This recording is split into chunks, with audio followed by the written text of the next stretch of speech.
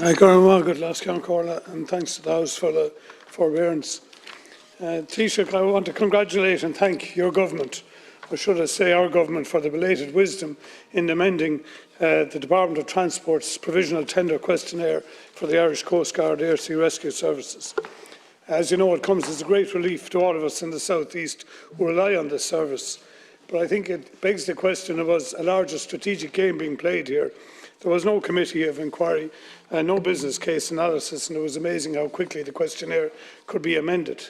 I don't think there was any fear, to be fair, from the Department of Transport that they were going to look for a reduction in helicopters, because I don't think it can be done. But I think rather what was afoot here was putting it down a marker that the Department wants the flexibility to close Waterford Airport. And it's interesting listening to Deputy Healy-Rae asking for support for Kerry Regional Airport.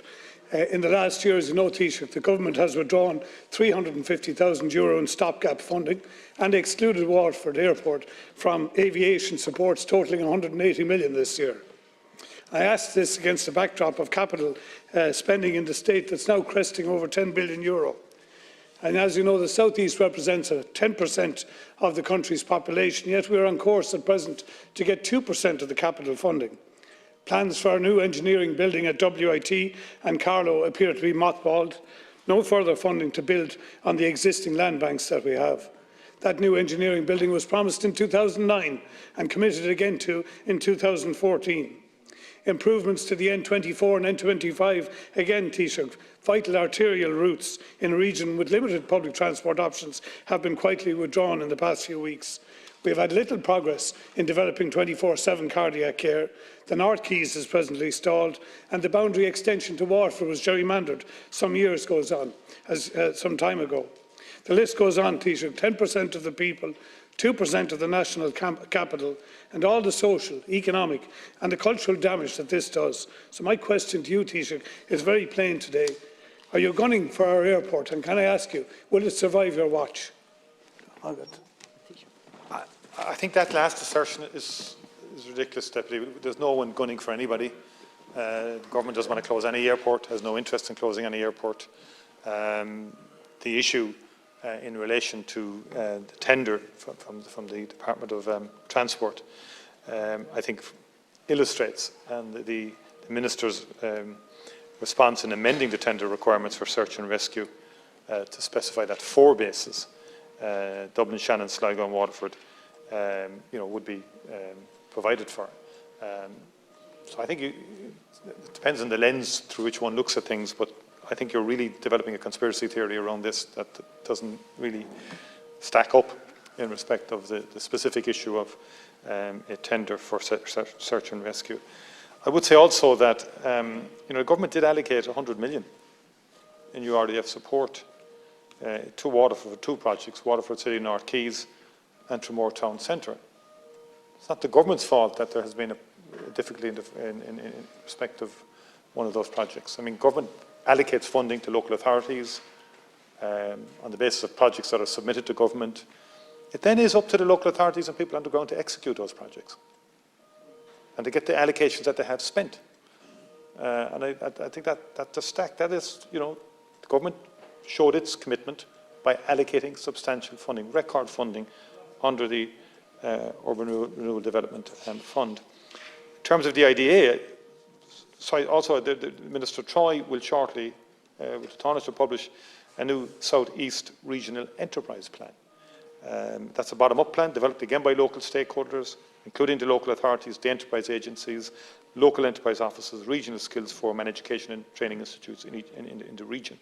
It's progressing very, very well, and the South East Steering Committee will meet next month to sign off on the strategic objectives and supporting actions, and then it's intended to publish it.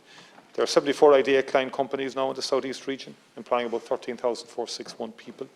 The foreign direct investment performance in the region has been strong over the past 5 years. Employment rising among IDA client companies by 24%. The main clusters in the region, as you know, are high-value manufacturing, with over 10,000 jobs now in the life sciences cluster of companies spread right across the region. And that will grow. And the FDI has been positive, and it's reflected in the South East. The region has very important clusters now in technology, engineering and industrial technologies, international financial services, which are complemented by research centres. So, for example, if you take Repligen Corporation, 130 jobs in Waterford, that was announced in August of 2021. Bosch and Lomb, 130 jobs in July of 21. Horizon Therapeutics, 90 jobs in June of 21. Trilateral Research, 40 jobs in Waterford, November 2020. CSC, 75 jobs in Wexford, November 2020. State Street, 400 jobs in September 2021 announced. And then you have the Technological University of the South East. Great progress now made on that.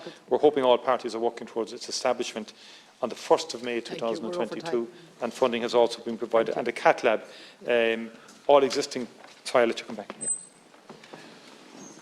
What you're referencing there is the ability of people in the South East to get up and go, and I absolutely concur with that.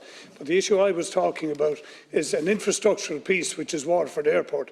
And you accuse me of a conspiracy, developing conspiracy theories, and I put it to you again, the withdrawal of €350,000 annual stopgap funding, exclusion from 180 million aviation sector for an airport that is privately supported. So what I'd ask you to do is give a clear-throated commitment now to Waterford Airport. I won't bring this back up on the order of business in the Dáil again. That's what people want to hear, Taoiseach.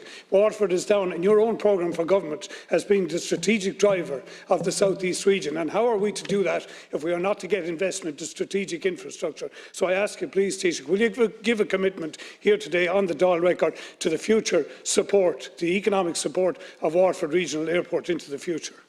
Well, in the first instance, again, there are a whole range of constraints that govern aviation policy in terms of airports and so on. The most important strategic investment in Waterford and the South East is the new technological university. That is the most important investment that will occur. Needs to happen, it will happen, and it will be followed with investment. Taoiseach, there's a range of areas that need investment. It is key in terms of leveraging more research investment, which it will. And as a lifelong passionate advocate for education and higher education research. Taoiseach, we're not talking about the TU. I'm talking specifically about the airport. I'm trying to say to you that you spoke about strategic investment. Yes, across a range of areas. And this is a key one. You is this, Deputy Shannon, is I would put far more emphasis on the necessity of the university. They're all necessary, Taoiseach, because they're all needed.